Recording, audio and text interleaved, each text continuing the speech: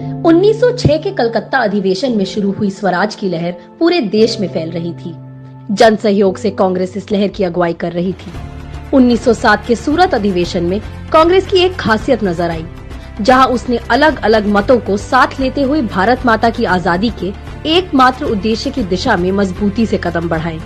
रास बिहारी घोष की अध्यक्षता में 1908 के मद्रास अधिवेशन में कांग्रेस ने बंगाल विभाजन को निरस्त किए जाने और बंगाली अस्मिता को एकजुट रखने, भारतीय सैनिकों को आर्मी के उच्च पदों पर नियुक्त किए जाने का प्रस्ताव पारित किया। अकाल संकट के बाद लगातार बढ़ती महंगाई पर भी कांग्रेस ने विरोध का रुख अपनाया। इसी अधिवेशन में कांग्रेस ने प्राथमिक शिक्षा को फ्री करने की बात भी उठाई। मदन मोहन मालवीय की अध्यक्षता में 1909 के लाहौर अधिवेशन में कांग्रेस ने अंग्रेजों की एक और विभाजनकारी चाल को मात दे दी, धर्म के आधार पर अलग निर्वाचन के गठन को अस्वीकार करके। अंग्रेजी हुकूमत देश को बांटने के लिए हर हथकंडा अपना रही थी, लेकिन आज ही की तरह कांग्रेस देश को एकजुट रख रही थी।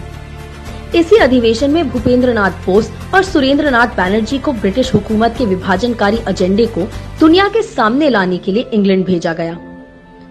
अफ्रीकी देशों में भारतीय मजदूरों को यातनापूर्ण जीवन दिया जाता था।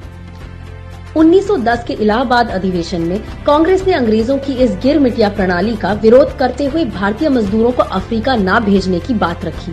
कांग्रेस लगातार भारतीय हितों की रक्षा करने और देश की जनता का भरोसा हासिल करने में कामयाब हो रही थी, क्योंकि कांग्रेस के उद्देश्य में, विचारों में, लक्ष्यों में, कार्य प्रणाली में भारत के हित ही सर्वोपरि रहे हैं।